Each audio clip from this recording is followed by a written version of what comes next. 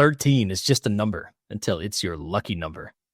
Welcome to the Single Barrel Sports Podcast, episode 13. My name is Scott. My name is Deeb. We are Single Barrel Sports.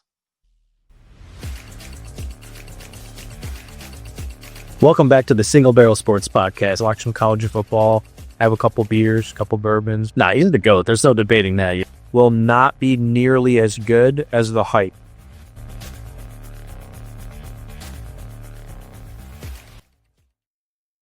Yo. What's going on, baby? Episode 13. We're back in action. How's it going, Scott?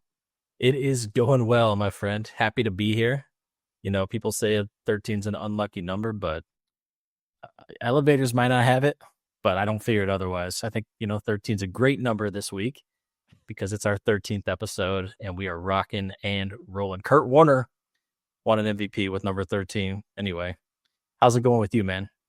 Friday the 13th, Some people are into that. Well, outside of the superstitions, I think we're going to have a great episode, but I'm doing pretty good overall. Got a little bit more rest this weekend. I think last time we recorded, I was going off of not a lot of rest, so feeling a little bit more rested. But yeah, man, no, it's been pretty good.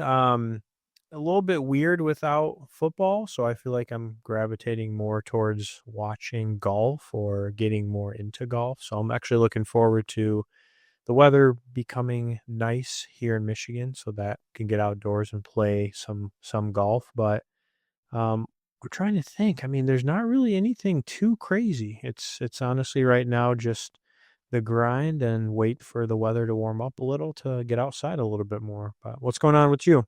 Hell yeah. Well, hey, man, I can empathize. I remember the Michigan winter. I'm really enjoying not living there this year.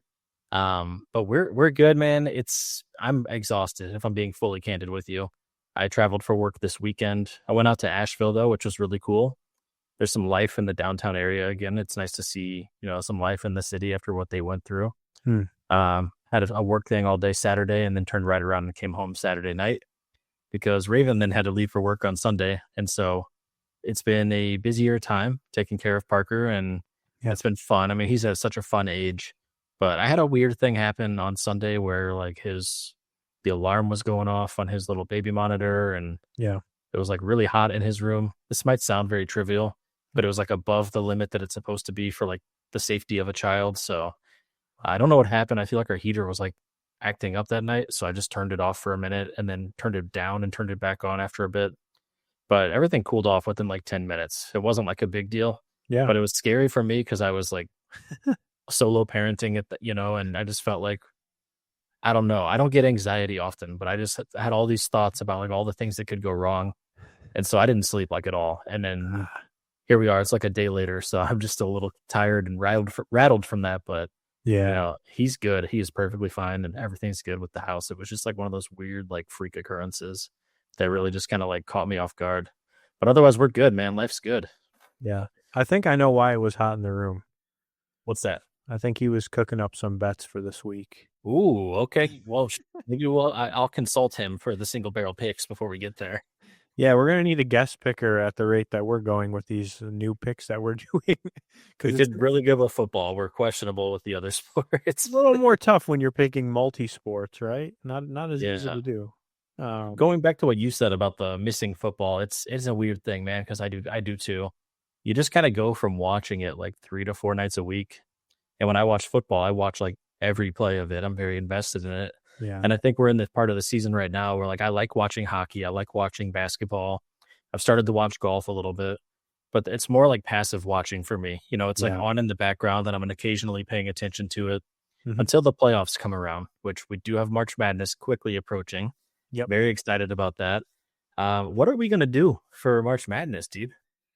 Yeah, when we talked about, we did this for the college football playoff, but I think what we'll end up doing is probably just creating some sort of a public bracket and posting it, for people on social media and probably whatever episode where we come out with it. So it'd be really cool if people are interested in that because I think last time we had a lot of fun with the college football bracket, but I feel like March Madness is also really fun because there's so many teams.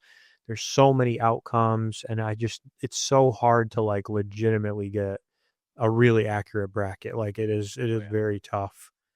So Yeah, yeah, you I just think that'd be cool to do. unlike the first round of the college football playoffs, you can expect some upsets to happen. Yeah. There's going to be some crazy stuff that happens. It's not going to be the team that's favored to win, winning every game.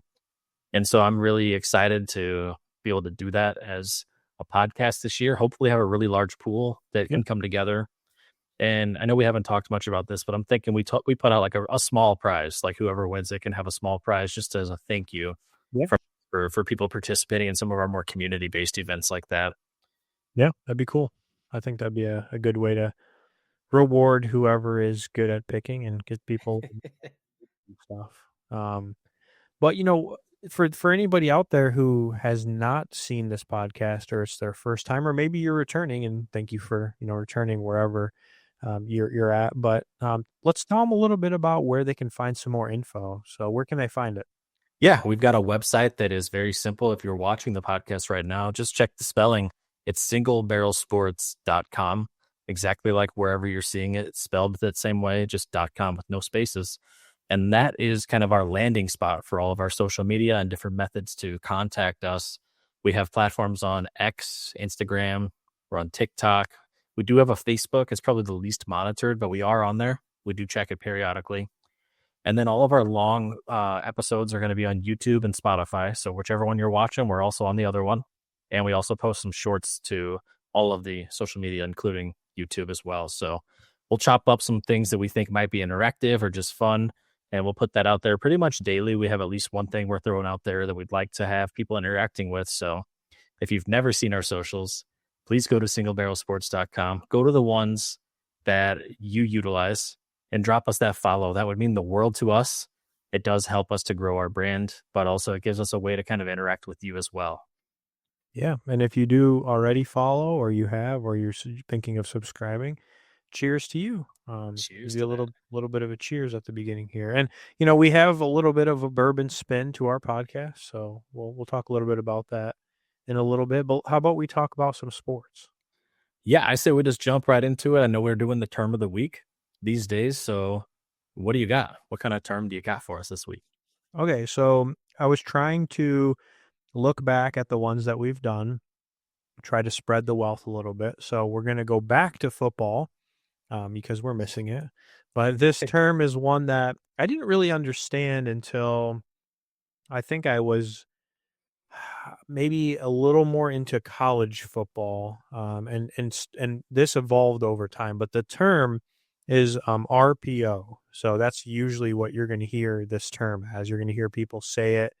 It's usually in some sort of play calling, but when people are saying RPO in reference to football, what they mean is run pass option. So that's what RPO stands for. It's basically a style of play.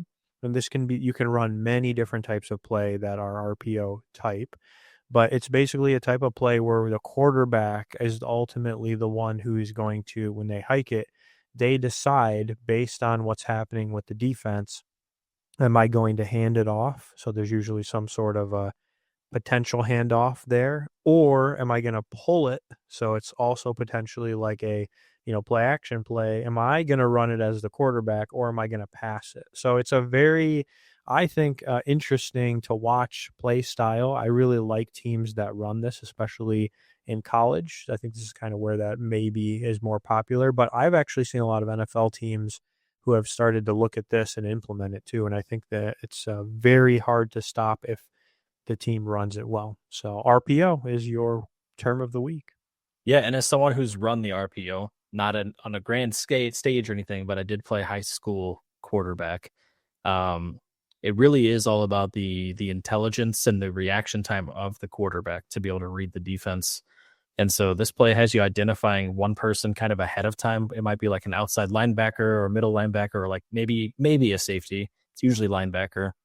And when you fake the run, you're actually watching that person to see how they react. Like if they collapse down to stop the run, then you're going to pass.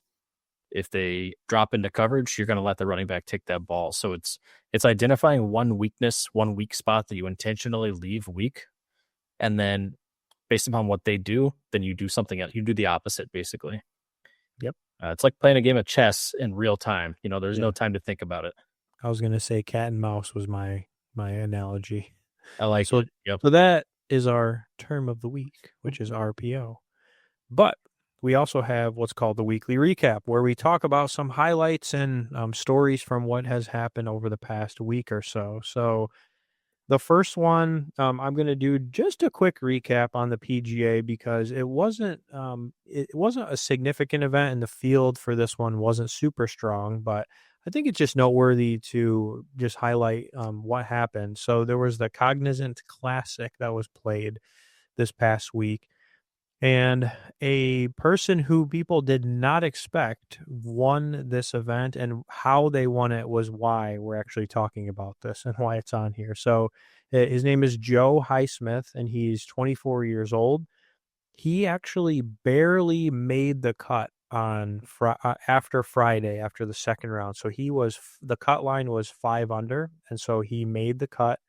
And most of the people that were in the top were like they were in like the double digits, so like -12 to -13, whatever, that kind of area is about where the leaders were at. So he actually then went on to shoot back to back on Saturday and Sunday 64s, which is really crazy to do.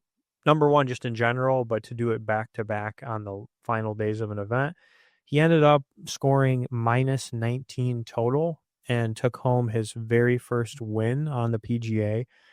He gets, again, I think we talked about this last time, like, why do these events actually matter to some of these guys who are not as well known? Because he gets a 2-year PGA Tour exemption. So he basically he can play in the PGA now for 2 years without, quote unquote, having to like win a bunch of stuff or place really, I guess, high.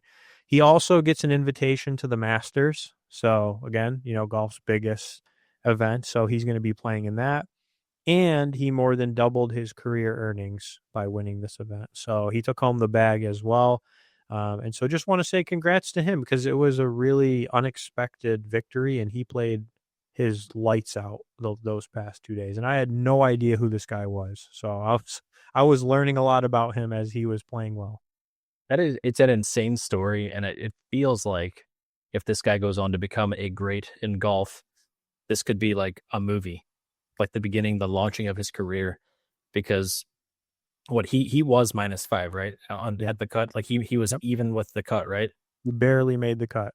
Yeah, so he was like the last one in, and then coming back and playing out of his mind to win the event. And this is an event, as you said, that's not the strongest event, right? So like Yeah. in this movie plot, it could literally be like, man, like I'm not even gonna cut it in the Cognizant Classic, and then all of a sudden comes back to win it and is now going to the Masters and has a Yeah. 2-year PGA Tour.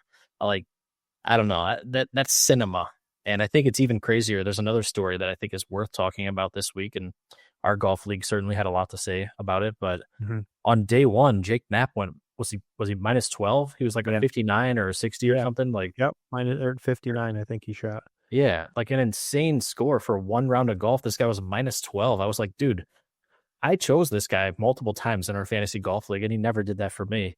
But then this week he freaking did it. But it's just crazy to think that you got a guy that played like that on the opening day, and then you got another guy who literally just barely made the cut, Yep. and then look at who won the event. Like, that is cool to see. That's really Yeah. a cool story. Yeah, and I think that that's why I like playing fantasy golf, but also just why I've started to enjoy watching more, just because of stuff like this, where it's like you really, and I know you kind of texted me over the weekend about fantasy, you literally don't know who's going to do what, and it's just the outcome is just so crazy. You're like, I don't like, I pick some guy, I'm winning the first day, and then I'm in like last place on Sunday. So Yeah. it's I was crazy. upset, man. I was in 5th place, like, all 4 days, and then all of a sudden I ended in 12th in, like, the last hour, and I'm just like, "Bro, what happened?" I also had a That's golfer that missed the cut. He was -4, so I was like, "Dude, are you kidding me?" So I lost one of my boys that day, but Yeah, well, anyway. I think I told you this, but one time I had 5 people out of 6 miss the cut. And I was just like, "Wow, okay." I have one Yeah, guy the rest of your playing. weekend was a little bit bland. I was like, "I'm not watching this, screw this." Hey, I So if gotta that say, happens to you, you know.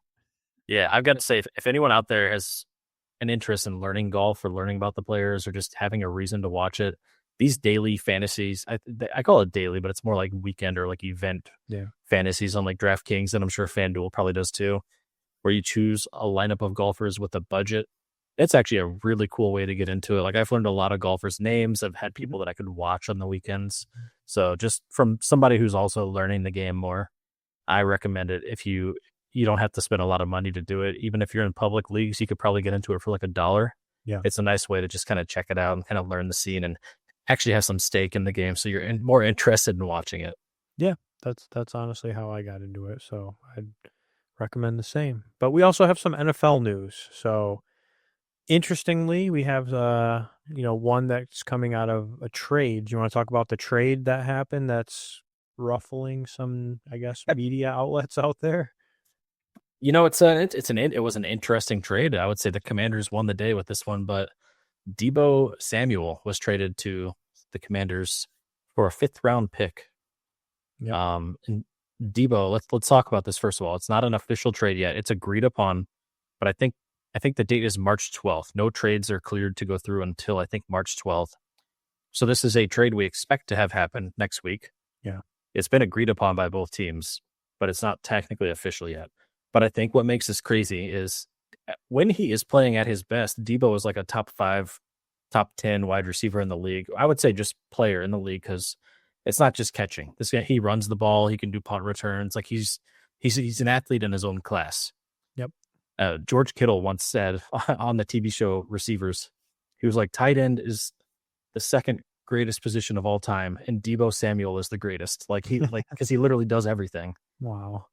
Now he has had a lot of injury issues. He's had some issues this past year of dropping the passes. Yeah. There was some conversation about his weight being up a little bit. He actually commented on his weight on Twitter, talking about how he said exactly what it was. He's like, yeah, it was at 225 and it's going to be better this year. Just watch. I think the noise and the chatter has gotten to him. He seems like he's got a chip on his shoulder again. Yeah. And he went to the Commanders for a fifth round pick. Like, what a steal. Pretty disrespectful. Yeah. What do you think about that? Like, what are your thoughts when you saw that? Well, number one, I want to say thank you to his parents for naming him after me, just with an O. So I'll start out with that.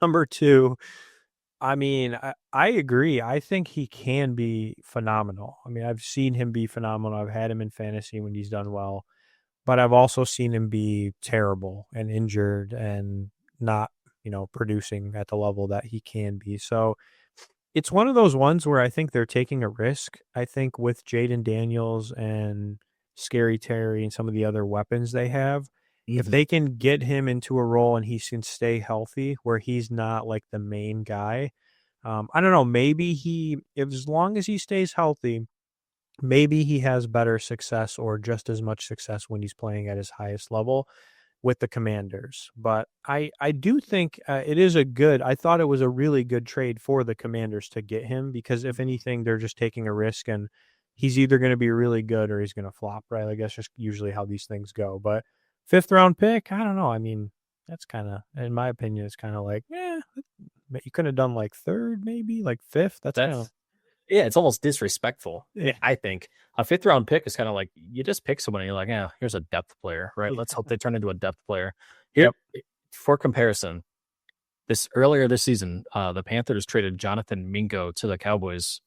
But Jonathan Mingo was like a 39th overall pick just 2 years ago, like an early second round pick. And they traded him for a fourth round pick.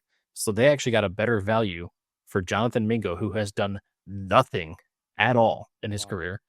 Then they traded for a better pick for him than the Commanders just traded for Deebo Samuel, which is crazy when you put it into perspective like that. Yeah. Wow, that is interesting. Yeah, I mean, either the 49ers just don't give a shit about him anymore or the Commanders are good at negotiating and, they were like, hey, this is what we can give you. Take it or leave it. Yeah, and I think there were some salary cap issues there. I know that Brock Purdy needs to get a long-term deal, and who knows what's going to happen with that. That's a whole nother conversation, but I think this was a way for them to clear out some salary room and a guy who kind of let the team down, I think, this year. But, man, I just really don't think they got what he was worth. Yeah. Well, in other news, in the NFL as well, the Bengals looks like they placed the $26.2 million franchise tag on T. Higgins. So, interestingly, this is the second straight year that they've used the franchise tag on him, which I know a lot of people were going back and forth about, is he going to become a free agent? Is there, what's going to happen with him, etc. And I know you and I have talked a lot about the depth and amount of money that the Bengals spend on their offense and how Oh their yeah. defense is horrible. So, what are your thoughts on the franchise tag for the second straight year? I think this is a powder keg that's waiting to explode. And anybody who pays attention to dynasty fantasy football leagues has had a lot of eyes on T. Higgins because on a lot of teams, this guy would be a number one wide receiver, but he's Yeah. playing across from Jamar Chase, which is one of the only receivers in the league that would make him a number two. Yep. Um, I don't think this was a smart move for a couple of reasons. It doesn't solve the salary cap issues that they have. I feel like they're trying to prolong their problem, like some magic solution is going to come around and save them. Yep. But if they're prolonging his salary, all they're doing is not repairing that defense during prime amazing years with Joe Burrow and Jamar Chase. They're also going to need to pay Jamar Chase. Jamar Chase held out last summer, if you remember. He was waiting for that long-term deal. He wants to get paid more than Justin Jefferson. And then what did he do? He went on to win the Triple Crown and led the league in yards, receptions, and touchdowns. Mm-hmm. He's going to want that deal even more now. He's earned it even more than he did before. Yeah. And so he's going to become the highest. He's going to become the highest non-quarterback paid player, I think, of all time. Is what he deserves. But he's definitely going to be the highest wide receiver paid of all time. And so if you're wasting a franchise tag on T. Higgins, yeah, maybe you're trying to prolong some miracle to get him to sign a long-term deal with the team. But you're probably going to make it a lot harder to fix the holes in that team when you think about also having to pay Jamar Chase. And I have one more thing to say to this. When you franchise a guy like T. Higgins that it plays at that level, and then you do it 2 years in a row, players don't like that. They're at risk of having a major injury, losing out on guaranteed long-term salary. If he has a bad year, he's going to miss out on a big long-term deal. When you do that too much, players start to hold out. You see it all the time where players get franchise tagged, they hold out all summer, and then they actually kind of suck when they finally come back to play. Yep. Because they didn't get the practice reps with the team. You're still paying them a lot. Franchise tag is an average of the top 5 salaries at that position. So he's still getting paid a lot. Yeah. If he's not happy, it's just not a good deal. So it's tough. As a Bengals fan, I would probably be happy to keep one of our best weapons, but you're going to have a really hard time fixing the other issues with that team now. Yeah, I agree. I think the defense is what they need to focus on. It is very clear based on what happened this year that their offense is capable, more than capable. I mean, you could argue that he's part of that, but they had a defensive player lead the league in sacks this year too. Like, yeah, how do you have that stat and have the offense you have, and the rest of your defense is just completely terrible? Like, yeah. I don't get it. Well, yeah, I mean that's what I'm saying. Like they have too many holes. They need to work on that. So I don't think this was a good deal. Maybe for the offense it was a good deal, but for the team as a whole, I'm going to give it a critic's thumbs down. I can tell you somewhere in the world, Drake May is crying in the club because he was probably very excited about the Patriots. One of the favorites to land T. Higgins, and I'm sure Drake May was very pumped about that. Yeah, I gotcha. We'll have to see how it goes this year. Maybe he'll prove us wrong. It's very possible. So we also had just a couple things because the NFL Combine is also starting up as well, and wanted to show 2 clips. I'm going to show this first one here, which is of national champion quarterback Will Howard from OSU. And let's just watch some of his, let's call them challenges. Throwing the ball behind that guy. Yep. This is tough to watch. I can't lie. It's hard to watch this. Got an in route here. Throwing it too far. This one breaks out again over his head. It too high. Got a deep route here. Once again, over his head. Far. Was that a play action? Let's do the play action deep pass this time. And it was same result. That was not an RPO, by the way. Yeah, it's hard to watch this. It's hard to imagine he's feeling great. He's the guy who just won the national championship. And this entire combine highlight reel is just him missing every pass. And the caption on that post was talking about how this might have been the worst combine performance of all time by a quarterback. So, uh, I, who knows? At the combine, there's a lot of eyes on you. There's a lot of difference in normal daily routines. Yeah. It's not your normal wide receivers that you're used to running the routes, but like also he wasn't wearing pads. He was wearing a tank top and shorts. It's so much easier to throw the ball like that. It's like, does it matter? Does it not matter? Either way, it probably will reduce his draft stock one way or Yeah. another. I don't know if I'll use the word that. I don't know if I'll say it will tank it, but it's going to make it worse. Yeah. So we'll And see. so I think one of the reasons we wanted to show this is so we could poke fun at Ohio State because we love to do that. But the second reason is to ask the community a question of, do you believe that the NFL Combine is indicative of if a player will have success when they get to the NFL or not, regardless of where they're drafted? So let's put that out there to see what people think. Does the NFL Combine actually make a difference to how you're going to play in the NFL or not? Yeah, it's a good question. And I would actually follow that up with, do you think that some athletes perform better or worse on purpose to try and alter their draft stock? Because I know there's some players that don't want to play for certain teams. Yeah, that's true. We didn't put this in here, but maybe we can talk about it next week. But I did see a story about there's some players that are not participating in the combine, and I thought I saw a story about Shedeur Sanders and how maybe his draft stock is potentially weaning or waning. So we can talk about that next week. But I want to show this other clip, which I just thought this was a really, really cool edit. This is of University UCF out of Florida. It is RJ Harvey, and it was just a really well done edit. So let's take a look at this, and I'll get your reaction. It's jacked. Holy cow. Look at that transition. That was pretty fire. So Barstool posted that they thought that was one of the best edits they've ever seen. It was a cool edit. Honestly, it looked pretty seamless going straight into the game mode. Yeah, that's cool. That's really cool. I thought that was really just a really cool edit. I've never seen anything like that before, honestly. So I figured we'd show it. Bro, speaking of edits, this is totally off script here, but WWE has a new video game coming out. In fact, I think the early release is like this Friday. Yeah. They've been doing some during the entrances of some of the superstars while like on live TV. Yeah. They've been going from the video game entrance, which is mimicked after real life, and then fading out and cutting into like the actual thing that's happening. And that's a really cool transition too. Like, wow, the graphics don't look that far different. The ring costumes are pretty much the same. The animations are the same. So just really cool to see some kind. I don't know if I would call it like cinematic or what it is, but there's some really cool video stuff that's going on right now. Yeah. Well, we can talk about WWE since we have that on here, and then we'll come back to NBA if you'd like. Might as well, yeah. This past weekend, if you guys don't know this, I'm a pretty big WWE fan. We don't talk about it a lot on the podcast because it's more entertainment than it is competition. Obviously, I still would say it's definitely a sport. It's very athletic, but it's scripted, which makes it different than kind of the stuff we talk about.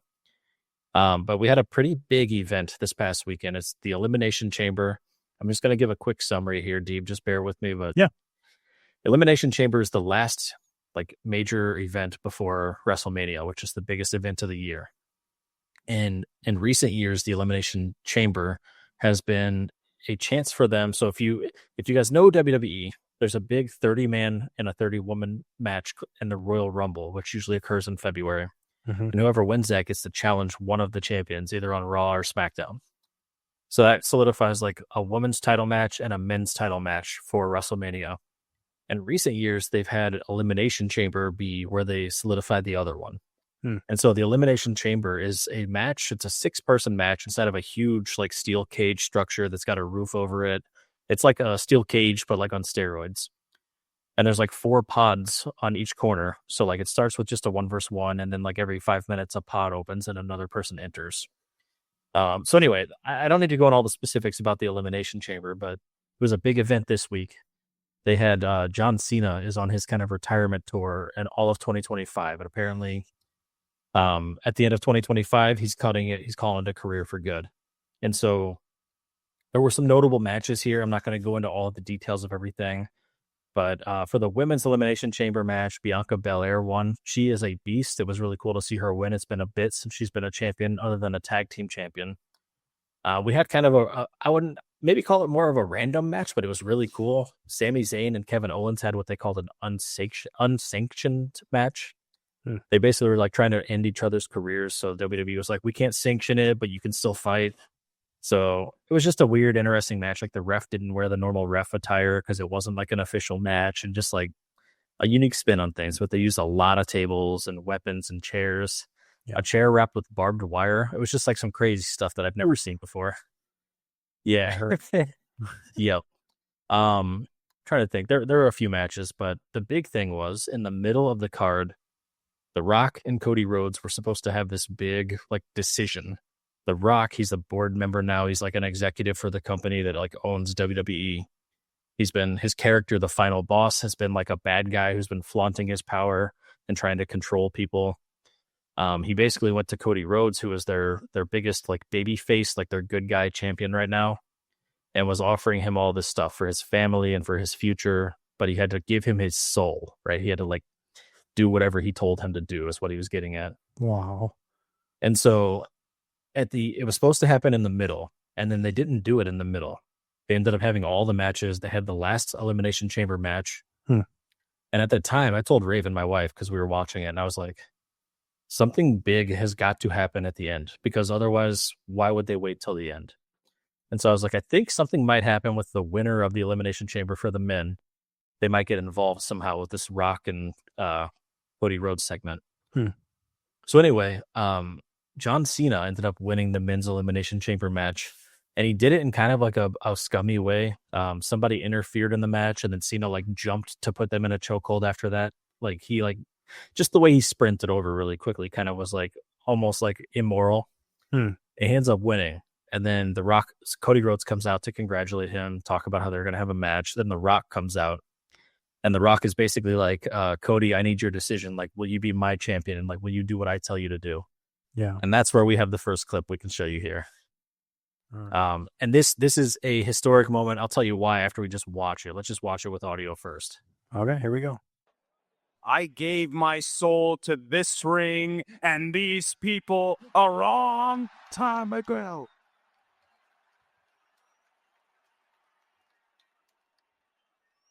Hey, Rock, go yourself. Dude, just look at John Cena in the background. Keep going real quick. Look at John Cena in the background. Wow. Is that Pat McAfee? Yeah, it's Pat McAfee, and it's Michael Cole, who's been like a 25-year commentator for WWE.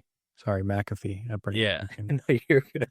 Wow. So that the reason that was a big moment is, first of all, Cody Rhodes like maintained his babyface status. He told The Rock no, but the F word has been like a protected thing in WWE. Like they'll say shit, bitch, ass, like they say whatever, but like they don't really say the F word, especially into a live microphone. So this was just kind of like evident of some of the changes. Now that Vince McMahon is gone, a lot of things are kind of changing, and it was a kind of a big moment where like the good guy really shut down like the big bad guy.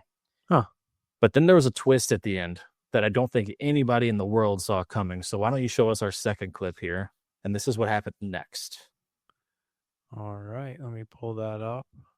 Yep, and this is just this is all in one night, right? Yep, this is right after what we just saw. Okay.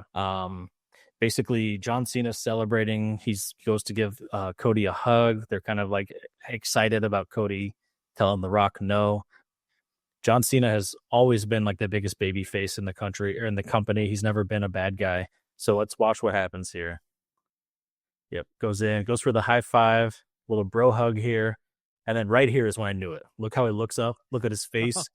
Uh-oh. And Boom. Just kicks him right in the nuts. Nut kick. Also, was The Rock signaling like?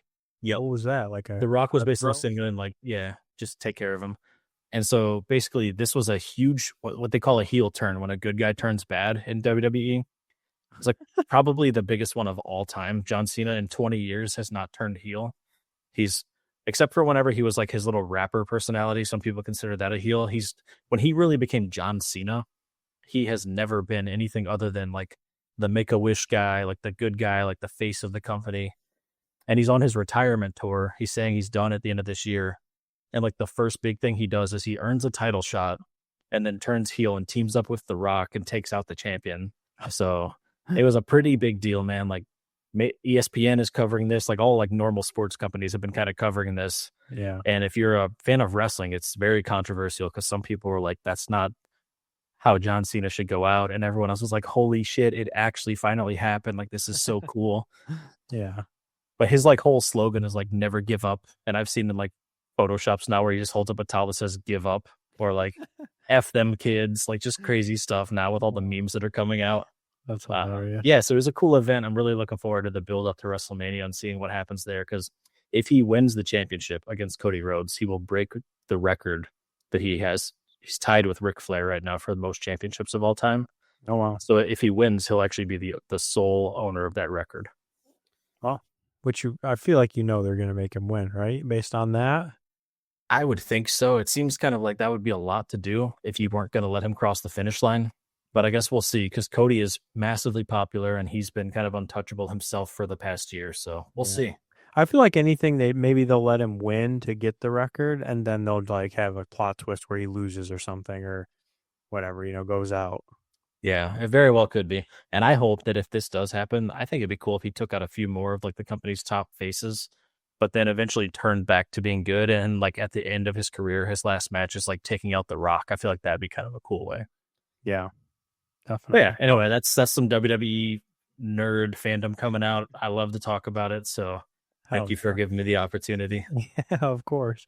I'm sure there's some people that did not expect that who watched this pod. So they're probably like, whoa, I didn't expect that coming. Yeah, there's a lot that I consume, but I definitely love the WWE. So we just have a couple of very quick things from the NBA. One of them is just a play that I wanted to show because I thought this was just disturbing. This was a sick sequence. So this is the Blazers versus the Wizards. And I think this guy's name is Shaedon Sharpe. Yeah, I was like, it's not Shannon Sharp. It sounds like Shannon Sharp, but just watch this play real quick. So dude from the Wizard passes it. This dude steals it and just absolutely destroys this guy. Like just a really athletic play to steal the ball. We love big dunks on this podcast, and that was a huge one. Yeah, so that's one. And then the second one is some sadder news. Never like to see these things, but reports that Kyrie Irving has suffered a season-ending ACL injury, so he is out for the season, which really just brought this up because, I know we talked about the trade that happened with Luka and Anthony Davis, and so it's kind of like almost weirdly makes you wonder, like if Luka wasn't traded and Kyrie gets hurt, at the end of the day, is Luka now in a weird spot too with the Mavericks? So, I mean, obviously Anthony Davis is in a weird spot now because he got traded there, but just interesting. Wonder what are your thoughts, and anybody out there, what are your thoughts? Did Anthony Davis get really screwed over now because of this? And I know there's no way to control it, but like, was Luka going to get screwed over too? So maybe it was even that much better of a trade for the Lakers. I think the real loser here are the fans of the Mavericks. Yeah. Already a tough loss losing Luka. Maybe holding on to some hope that this new team comp might mature into something that could even be better in the future. Yeah. But then having Kyrie go out, it's just one knock after another. So you can empathize with that fan base. I still don't understand why Nico made the move that he made. And this is just another knock now. It's tough. Yeah. Yep.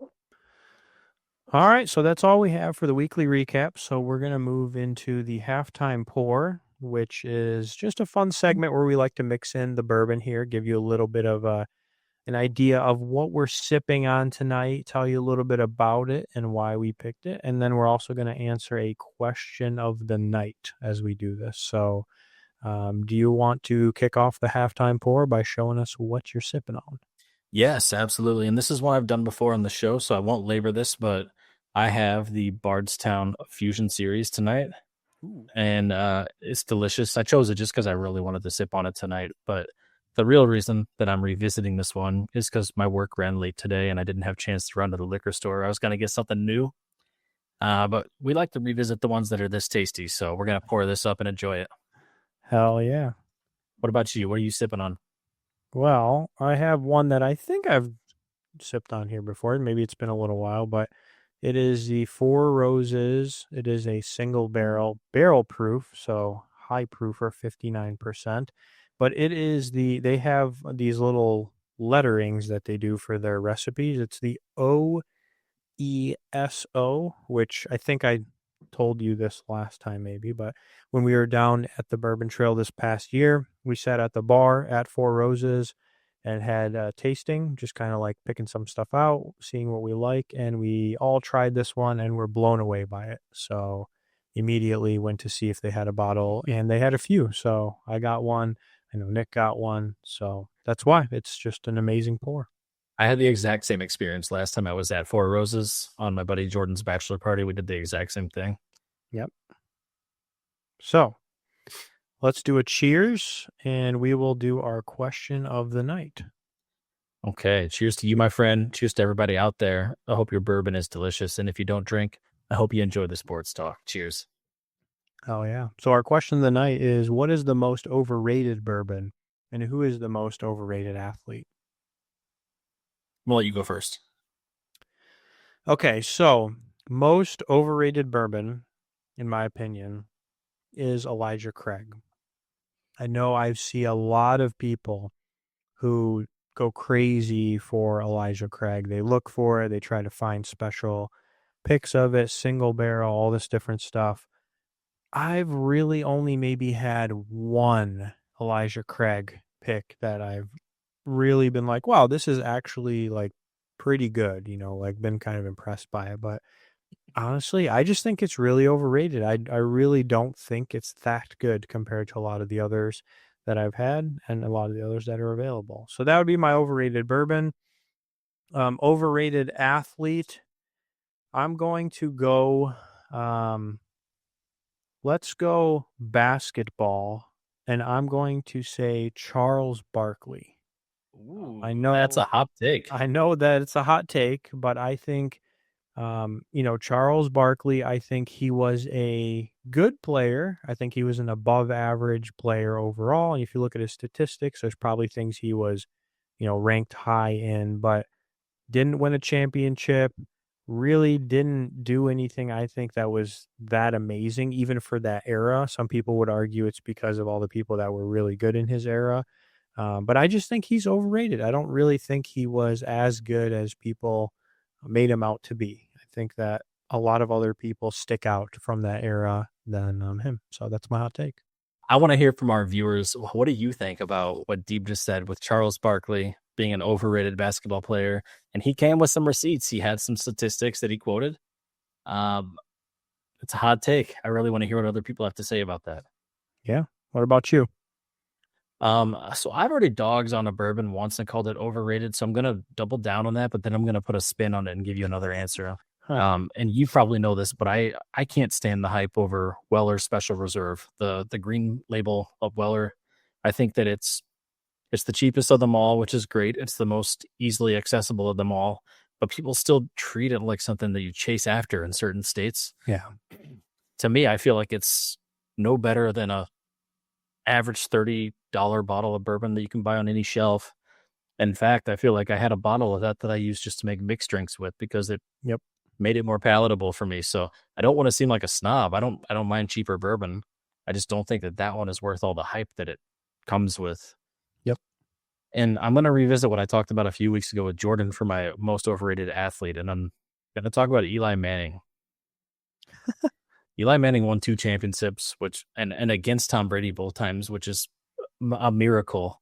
It's actually an insane statistic because by all accounts, if you look at his regular season stats, he's a very average quarterback for his time. He was not an elite quarterback. He wasn't even a great quarterback. He happened to rise up a couple of times and win championships. And this is why I hate the argument that championships matter so much. Yes, they do matter quite a lot. You got to be a special player to win a championship. But he won 2 championships, and what else did he do in his entire career? I mean, he was not people didn't even start him in fantasy football, even the years that he won championships, right? Like in standard format leagues, nobody started Eli Manning as their quarterback. You know what I'm saying? It's just like, Yeah. I don't know. I think he's a little overrated, but here he is being talked about for future Hall of Fame bids because of his 2 titles. So we'll see what happens. Yeah, well, I think a lot of it too has to do with his name. I mean, like Peyton set a precedent, and their family name holds a lot. So that's probably part of why he gets a little bit more. That's fair. Notoriety, but yeah, another hot take: Super Bowl champ. You can't really take those away from him. So let's go ahead and move into in other news, where we like to bring up random other things that are within the news that we've seen this week, or even maybe sometimes outside of this week. So the first one is an interesting one that comes back to the NFL, and it's about QB predictions. So I think this individual, Zach Gelb, posted his 2025 QB predictions of who he thinks is going to end up where. And so we wanted to show this, showing that he predicts Rodgers to the Steelers, Cousins to the Browns, Stafford to stay with the Rams, which we now know is true, Wilson to go to the Colts, Justin Fields to the Jets, and Sam Darnold to the Raiders. So wanted to get people's reaction to this. Shoot us some comments on what your thoughts are on this list.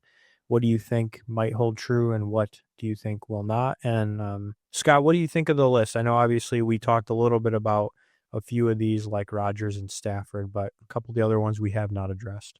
Yeah, I keep seeing Rodgers to the Steelers maybe happening, and maybe it will. Devonta Adams just got released today after nobody wanted to trade for him. Yeah. And so now he can go wherever Rodgers goes, which is a crazy thing to think about. You could just get that package deal. But I think the Jets proved this year that getting that package deal will not make you a good football team. So very interesting to see what happens here. I like the idea of Kirk Cousins going to the Browns. I think that would be a nice step up for them because he's a better version of Jameis Winston. And Jameis was having some decent success there. He just threw too many interceptions. I think Rodgers should retire. I don't think it matters where Justin Fields goes. I don't think that he's going to be a long-term starter, but he could start maybe for a year or two at the Jets. Yeah. Who knows? Darnold to the Raiders would be heartbreaking. I don't know. I want to see him go somewhere where I think Darnold to the Jets makes more sense, except that he's got a past there, and I don't know if he'll go back. Yeah. Like imagine Darnold on the team. They have good they have at least a couple good wide receiver weapons, right? Like they have good running backs. That would make a lot of sense to me. But can you overcome the historical stuff that happened there? I don't know. Yeah. I'm very curious, though. I'm going to follow that closely, and I like to hypothesize where big players will move to after they clearly are going to be moving on from their team. Yeah. I actually think Kirk Cousins might be done. I'll be honest. I think when he was at the Vikings, I thought he played very well, and I was really surprised to see him depart there. I'll be honest. Mm-hmm. I think it was a good fit for the team. They didn't have the success they were looking for, like to, make it playoffs, go deep in the playoff, Super Bowl, all that. But I don't know. I mean, he really flopped with the Falcons. I don't know if it was just because it was his first year or what, but I mean, for him to go to the Browns, like, is that better than the Falcons? I think it's a scheme issue with Atlanta. I just don't feel like he ever fit into the scheme that they were running down there. And they have a good team. Like Drake London's a great wide receiver. They have Pitts at tight end, who is always underperformed miraculously because he's a physical freak. But I don't know. I don't think Cousins is done. I just think he's in the wrong team. Yeah. And one team we didn't talk about was the New York Giants. I'm really curious to see what they do. I know there's a lot of talks about them drafting a quarterback, but I saw a rumor today that they might trade their draft pick too. So who knows? Yeah. Because they don't want Shedeur, probably. I don't I know people keep talking about quarterbacks in this draft class. I don't feel excited about any of them. I don't think any of them are going to be good picks. I think I, th- I mean, I agree with you. Justin Fields, if he goes to the Jets, maybe I don't know. I don't believe he's that great of a player in terms of his longevity. Yeah, I mean, I agree. Sam Darnold to the Raiders, that would be interesting. He might actually do well there. You might be surprised. I mean, he'd have a really great tight end. Their running backs are reasonable. It's like is the offensive line maybe the problem? I don't know. I don't think they really excel at any positions except Yeah, tight end. that's true. Yeah, It's hard to say. I mean, obviously Darnold balled out this year, but he also played with an amazing wide receiver core. yeah. Um, I think they would need to add one more weapon for him, in my opinion, if he played Yep. for the Raiders. Yeah, I agree. But yeah, let us know what your thoughts are. Where do you think some of these quarterbacks are going to end up? Or do you think, some of these teams are going to actually draft rather than pick up one of these quarterbacks or trade for them? But the next one we have is, I think you put this in here. This is kind of one of those random fight things that we always like to show. This is not for the faint of heart. If you're not a fan of knockouts, don't watch. This is a crazy cool knockout, though, in a kickboxing match. So check this out. But before we play it, if you're impressed by this, make sure you hit the subscribe or follow button. Just throwing that out there. Please do. All right, a little push off kick and then a little boom. Dude, that guy's head got. It's a spit for me, man. He spit like Triple H on his way down. That literally looked like that was violent.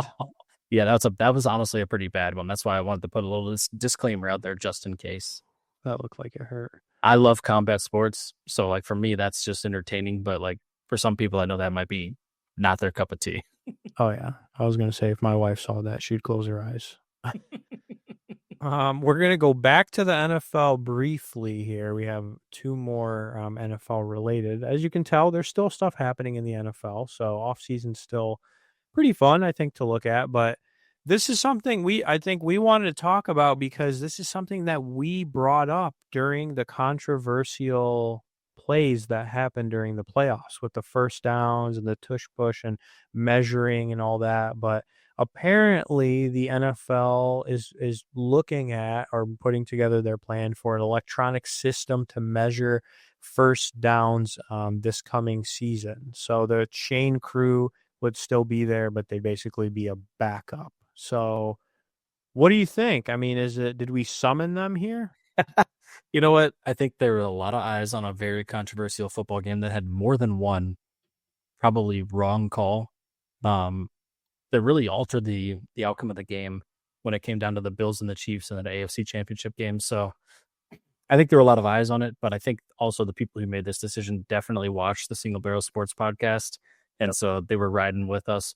But in all seriousness, I think this is a good change. There's too much money in the game in the NFL to be using some of these primal strategies any longer. I think that if you think about how much money goes into fantasy football and gambling on football and just paying these athletes and how much money it costs to buy a freaking ticket to even watch the damn game, let alone buy a beer and a hot dog while you're there and just try to enjoy your damn self. Jeez. I think there's too much money involved in all of the process of watching the NFL to not have some technology in it to get it a little bit closer to being right. There's still plenty of subjectivity in the game. Like, let's look at holding calls or pass interference calls. Yeah. Let's at least be able to tell if the ball crossed the damn line or not. That's my take on it.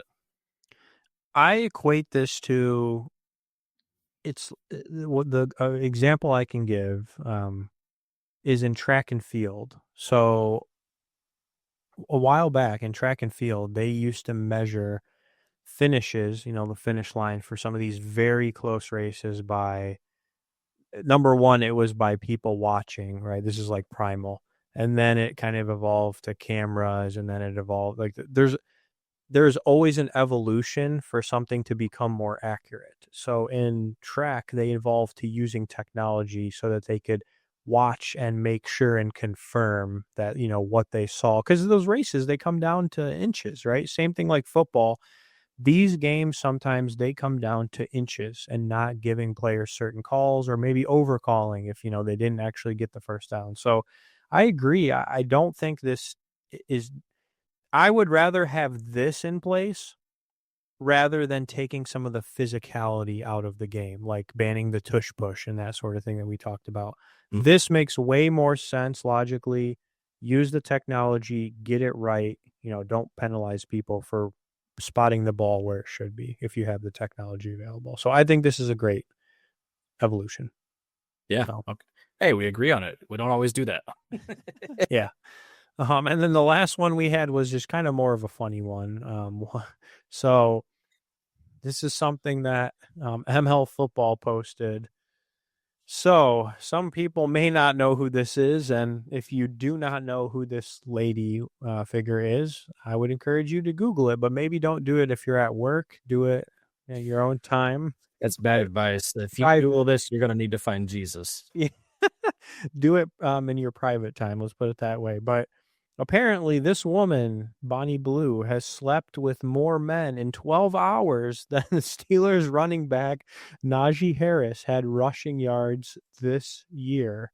So this is how many men versus how many rushing yards. That, my friend, is crazy. Let's just put it that way. Well, thoughts on this? First of all, Najee Harris has been my fantasy football running back for 2 years, so I have my own thoughts about that. But an even more controversial story, Bonnie Blue is pregnant after that. I thought that was fake. Is it? I don't know. Some people now are saying she's just doing it for clicks. Mm-hmm. But I thought I saw something. I don't remember if it's this lady or another, because there's many of these people in the news lately. Let's put it that way, for doing this type of thing. But I thought I saw something like it was a stunt. So they were doing this and then they were going to donate money that they raised from that to like people who have fertility issues. So actually trying to maybe use it for a good cause. So kind of controversial, but I was just going to say, man, like that would literally be like the nightmare of somebody trying to figure out who the father, like a genetic testing. Oh yeah. I don't even want to consider that. Like, yeah, I'm going to stop there. I don't really want to say anything else. This is turning into a different style of podcast. Only sports. There's some humor that I don't know if would be humorous to everybody, so I'd rather just avoid it altogether. All right. Well, with that, we can move into our community call out, which is a much lighter hearted version where we get to give people some shout outs for, showing us some love, showing us some engagement on social media. So did you want to do the shout outs this week? Yeah, sure thing. So first one is Blum's Bay. Talked about Blum last weekend. It's a guy I know in real life. I'm going to do this one and then let you take over because I just choked on my bourbon. No problem. But he comments on our YouTube full length episode and had a reply on there talking about coming onto the show and talking about golf. And so I do think that would be really fun to do. We can maybe throw out like a pre-Masters type of a thing. Maybe if you want, he's very into it. I think it'd be a good conversation. But I'm going to let you take over while I drink some water. Yeah, you're good. Yeah, so thank you, Blums. And yeah, I'd love to have that discussion about golf. Love everything golf. And I think we'd like to do something special for the Masters because, this is really the Super Bowl of golf. So we'll definitely follow up on that. We also had BC5146 on our YouTube shorts comment on the WNBA. So thank you for some of your thoughts there. Air Force Gubla, I think, on YouTube shorts as well, commenting on the Embiid block attempt video, which kind of went off on shorts for us. So yeah, if you haven't seen it yet, it's at like 4.5K now. And I do want to shout out Air Force really quick. Yeah. Because they commented on, we called it an Embiid fail, which I would still say it is. Yep. But they commented on how he forced to travel. I don't know if he forced that travel or not, but there was a travel on the play. But he's also out for the season now. So it's like, yeah. Anyway, go ahead. It's like some conspiracy that when we show people on our podcast, they get hurt for the year. Wemby, Kyrie, Yeah. Let's stop there. And then our new TikTok followers, Austin, thank you for following. Handy Whiskey Yo-Yo, Daniel, Brick by Brick, and One Grateful. So thank you all for joining the community and following us on TikTok. So, for those that are out there, thank you so much for engaging with us. We really, really like and appreciate it when you give your comments, give your feedback, comment on our hot takes, tell us we're right or we're wrong, and share your opinion. That's really what makes this fun. So keep doing that, and hit that follow or subscribe if you think it's worth it. Absolutely. All right, let's move on. We've got our single barrel picks for this week. And let's make this a rapid fire segment. I feel like it'd be fun. I know we got a few things in store here, but when we get into the actual picks, let's not labor. Let's just get into it and do it. First thoughts, first thoughts. But before we do that, we'll revisit last week. Last week, we had a little bit of a medley. We had some UFC, some basketball, some hockey, just a bunch of different things. And I went 4-2. You went 2-4. Yeah. Making since we reset the records, now I'm 7-5 and you're 5-7. So we're not quite as good as we were during football season. Yeah. But we can overcome that this week. We can improve. So let's talk about golf first. I want to let you kind of talk about the betting card that we have for golf this week.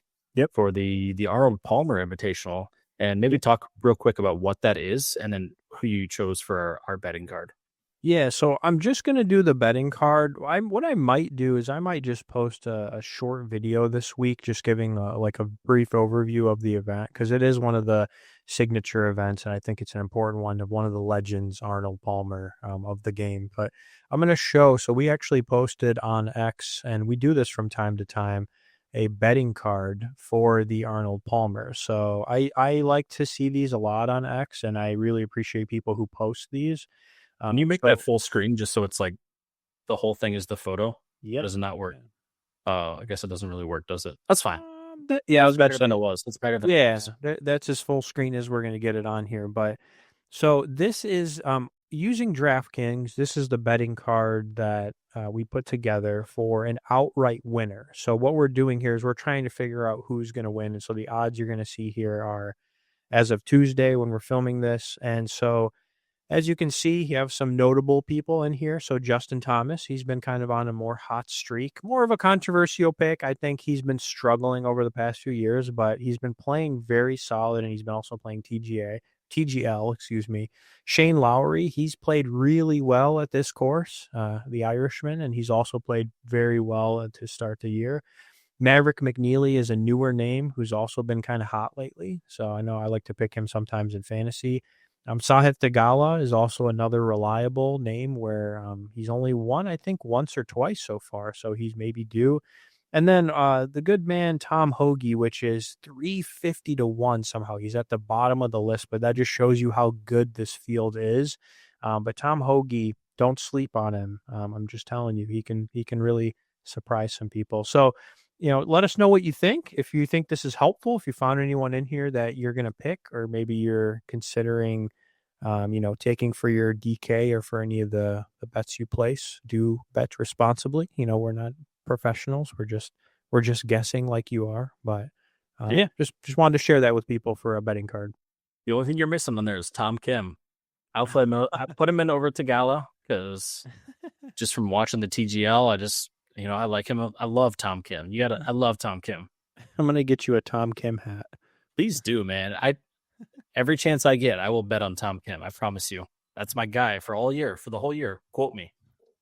Well, I'll let you pick first since you had a better run last week. How about that? We'll run through these and I'll give you the honor of picking who you'd like. So we're going to do NHL. So we have one game here. The Stars versus the Oilers. The Stars are -1. Yeah, the Stars are the better team this year, but I'm going to take the Oilers. Nick Nasty's going to get it done. They're going to win. All right. I'm going to pick the Stars. I don't really know much about hockey, but I just want to oppose you. So fair enough. See how that works. College basketball, we have this one might be personal for you. We have a matchup Saturday between number 2 Duke and UNC. Duke is favored -13.5. Who you got? I think that Duke has earned a 13.5 point lead, but it would literally be against everything inside of me to bet for Duke. So With that being said, I'll take the plus 13.5 on UNC because I am a Tar Heel, so we gotta get it done. We gotta win. As much as I want to agree with you, I'm going to pick Duke. I don't blame you. It's hard to beat them these days. And then we also have another rivalry from my state, Michigan versus Michigan State, which both teams have been playing pretty well. So Michigan is actually, I have to check to see if that's right, minus 3.5 Michigan? That's what it said when I looked earlier today. Yep. What you got? I'm going Michigan. And we made this exact same pick like 2 or 3 weeks ago. So you chose MSU then. Who do you got now? I'm going to go Michigan this time. I think I learned my lesson. And I'm going to pick Michigan. Okay. Because I don't know. I just want to be a Michigan guy this week. NBA, we have Lakers versus Celtics. Celtics are minus 6.5. Who do you got? Celtics are one of the best teams in the league. I don't care. The Lakers are super hot right now. Luka is really hitting his element. At plus 6.5, give me the Lakers. Unfortunately, I also have to pick the Lakers. The Celtics have been letting me down whenever I pick them. So I also think that the Lakers will win this. So we also have Nuggets versus Thunder. We couldn't find the odds. I don't think they're posted yet. So we're just going to say it's even here because it's a pretty close matchup. Yep. And with that said, I'm going to go with the Nuggets. I'm going to go with the Thunder. I think for this one, they're pretty hot in the West. So I'm going to pick them. Okay. And then the pick of the week is going to go back to UFC. So I lost last week. Let's see if we can, make up for it this week. We have at the light heavyweight bout, Alex Pereira, the guy who's been really hot, versus, try to pronounce this, Magomed Ankalaev. I don't know if I pronounced that close right. Enough. Yeah, but close enough. I think it's yeah. Pereira is minus 120 and Ankalaev is plus 100, which is actually really close odds. Yeah, for anyone out there, if you've never bet on UFC or boxing or any combat sport before, this is like as close as it will ever get. You're never going to see closer odds than this. A lot of times it's like minus 300 or 400. Like a minus 120 is a crazy 50-50 kind of toss up for a combat sports 1-versus-1 fight. So who do you got?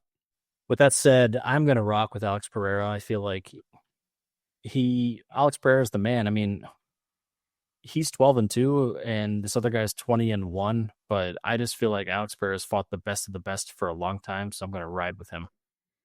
Well, I have no other choice, and I'm hoping that this guy somehow pulls off this crazy win. So give me Magomed for the win. All right, and I'm going to go off script again here, Deeb. We haven't talked about like making a bet. I know we haven't really made a bet for pick of the week, but let's make this UFC fight the pick of the week. Yeah. Alex Pereira versus Magomed Ankalaev. And I want to pose this to social media. What bet do you want us to do? One of us will win. We need to hear a comment from somebody by Saturday morning, and we'll do it as long as it's reasonable. Okay. Yeah, it's got to be nothing that harms other people or ourselves. something reasonable that we can realistically do, right? Based on what you've seen. Absolutely. All right, so we're going to go into the 2-minute warning, which is a fun segment where we just rapid fire questions back and forth, asking each other some obscure questions, basically for your entertainment. And I'll let you pull up the timer for this. It should be good now. All right. Do you want to start for the first question or you want me to start? Why don't you ask me the first one? Okay. I'll go whenever you hit the timer. All right, bet. Okay, would you rather be a legendary sports announcer with the voice of a bourbon-induced raspy grandpa or a Hall of Fame athlete who sweats pure whiskey? What is this question? Give me the raspy voice sports announcer. I don't know. That sounds kind of hard.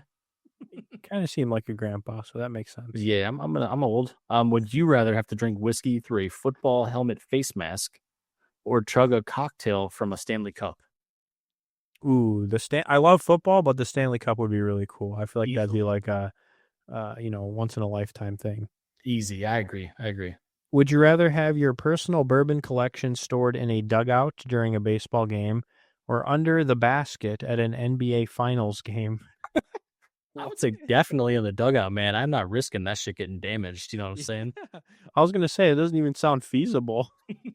Would you rather have a kicker take a game-winning field goal with a bourbon barrel instead of a football, or have a pitcher throw a fastball using a Glencairn glass. Well, the kicker would definitely break his foot if he did that.